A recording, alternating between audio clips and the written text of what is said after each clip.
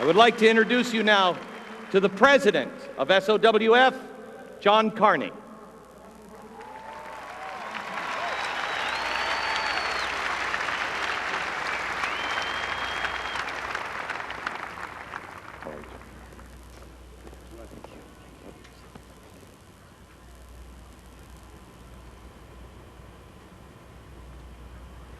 It's certainly humble this morning to be here in front of all you patriots and great Americans, people that we couldn't do our mission if it wasn't for your generosity and your caring. The Special Operations Warrior Foundation just wants to thank you from the bottom of our hearts, and we want to thank Glenn Beck for being so supportive to our families, our wounded, and our children.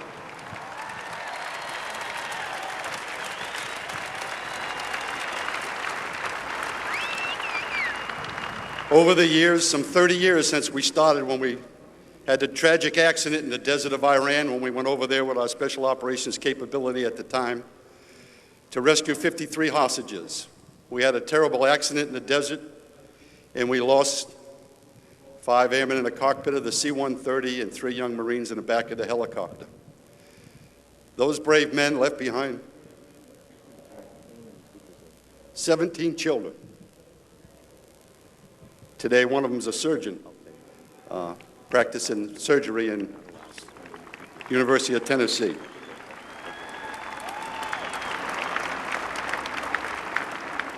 But the one thing I've heard time and time again over the years from the commanders of our special operations units, they said the Special Operations Warrior Foundation eliminates one very important concern out of our rucksack, and that is to see that our children get a 4-year college education, no matter where they go, room, board, book, tuition, and all their expenses.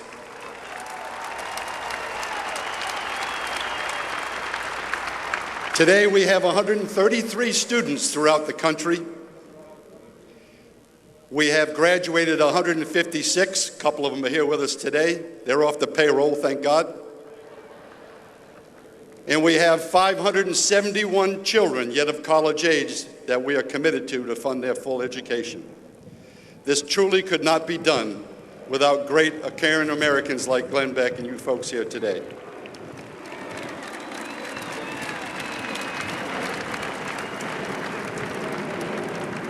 In 2005 in Iraq, we lost a brave airman, Captain Derek Argel. Derek had a son 10 months old, Logan, and a wife, Wendy, he left behind. But today with me is Derek's mom, Debbie Argel Bastian. Let me please introduce her to you.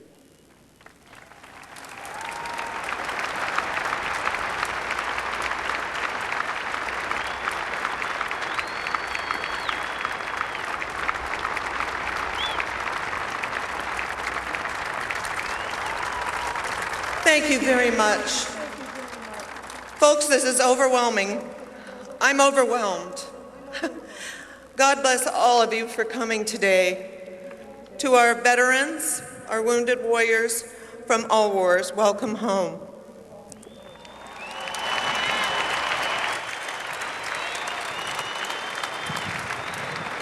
Today I want to talk to you about my family, my personal family, and my family sitting over here, my family in Special Operations. My closest family, the Special Operations Warrior Foundation. I want to tell you a little bit about my son. When he was in the 3rd grade, he came to me, very special little boy. He came to me and he said, "Mom, I know what honor is." And I said, "Honey, what is honor?" He said, "It's your promise. It's your word. You must never, ever break a promise." In the 5th grade, he came to me and he said, "I'm going to promise something." And I said, "To who?" And he said, "To myself.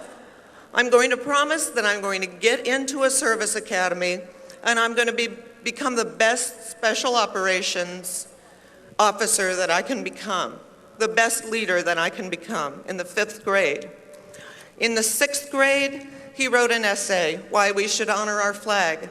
In that essay, he explained, I'm seeing what's happening here today, and what he said was, although our stars are separated on the flag, they all come together in the blue background, all together under the eyes of God, never to be separated again, as we were in the Civil War.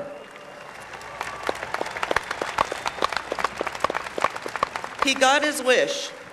After 2 long years of trying to get in, he got into the Air Force Academy. On Memorial Day of 2005, he threw his hat up into the air at the academy and he said, I did it, Ma. On that occasion, he was so very proud of keeping his promise to himself. He decided then to go into a very, very elite group called the Combat Control. This group is called Quiet Professionals. Their motto is, first there that others may live. Their numbers are very few. They're a very tight family. They're my family. When Derek was stationed at Hurlburt, he met his wife-to-be, the woman of his dreams, Wendy. And their dreams came true when they had a little boy named Logan. When Logan was 8 months old on Memorial Day of 2005, in that morning, Derek was promoted to captain. He could have cared less if you told him you were general that day because he was on a mission. He was on a mission. And on that mission, with 4 Americans and 1 Iraqi, his plane went down. When Logan was old enough to understand that his dad was not coming ever again to a game or coming home, and his mother explained that the plane could not be fixed, Logan went to his bedroom to get his toy toolkit. He wanted to fix the plane so his dad could come home. And as you heard from Melinda on Glenn's show, even if you're 8 months old, you will never forget this. You learn to walk with it, but you never forget it. Shortly after that, my husband and I were contacted by the Special Operations Warrior Foundation along with Wendy. It was a personal call, and it relieved some of our stress and some of our worry for my son that wanted the very best education for his son. So that was a wonderful call. It was a personal call. These calls continue to all of our children of fallen special ops of all branches. I can't say enough wonderful things about them. They've never turned me down. They allow me to help fundraise. I've attached myself like a barnacle to the bottom of their ship. They can't get rid of me.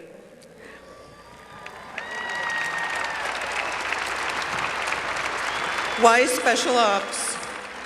Because they're always deployed, because our families don't often get the luxury of talking to them or knowing where they were. I didn't know where Derek was. They are names, they're not numbers. We have over 800 kids.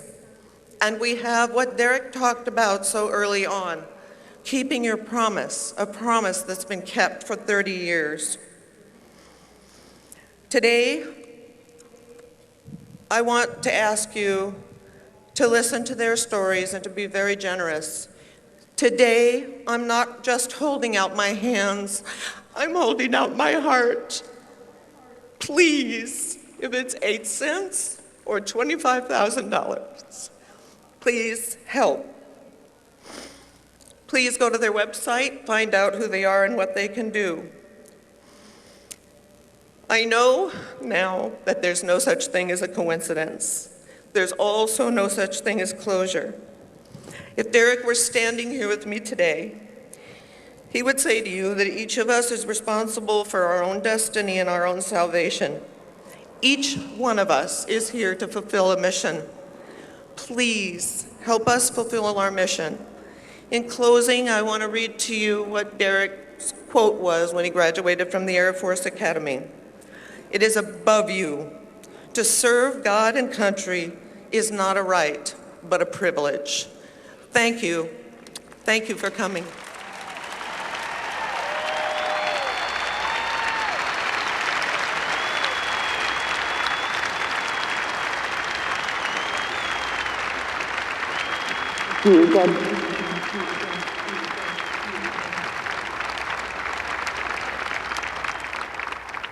There have been so many miracles today leading up to this. I would like to see if we could do one more. If you have your cell phone, if you would text SOWF to 85944, this may be the largest single crowd ever to be able to do this. If you text right now, SOWF 85944 on your cell phone, it will make a donation automatically of $10 to the Special Operations Warrior Foundation. There are 500 families of Special Forces, men and women that have died in our name. Let's take care of their children, and let's do it right now. SOWF 85944. This week, I have been going to Mount Vernon. I went to the National Archives and I held the first inaugural address written in his own hand by George Washington. I went to the National Cathedral, which is incredible, an incredible space. In two little alcoves, just as you come in the door of the National Cathedral, there is a statue of George Washington on this side and a statue of Abraham Lincoln on this side. What most people don't know if they see those statues is that if you stand in just the right place at the right time of day, because of the stained glass windows, patterns start to appear on the chest of these great men. And just at the right time of day, right here, both men start to glow red. The reason why they glow red is because the designers knew what made their chest glow red. In a small little window high up above them that most people don't see, on each side is a stained glass window of Martha and Mary, their wives. And when the sun hits them just right, it makes their chest glow red. The secret of being able to stand the test of time is being able to have God and a good spouse by your side. Family is the secret. When I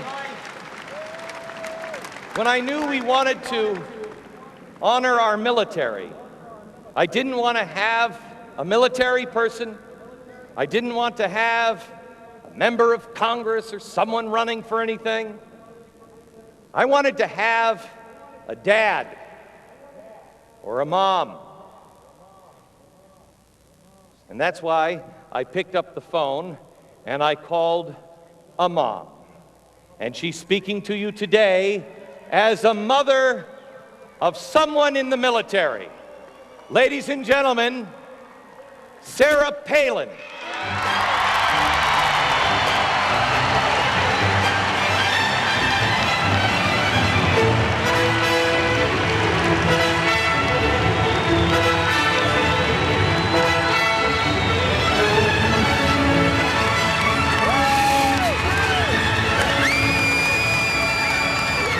Thank you so much. Thank you. Are you not so proud to be an American?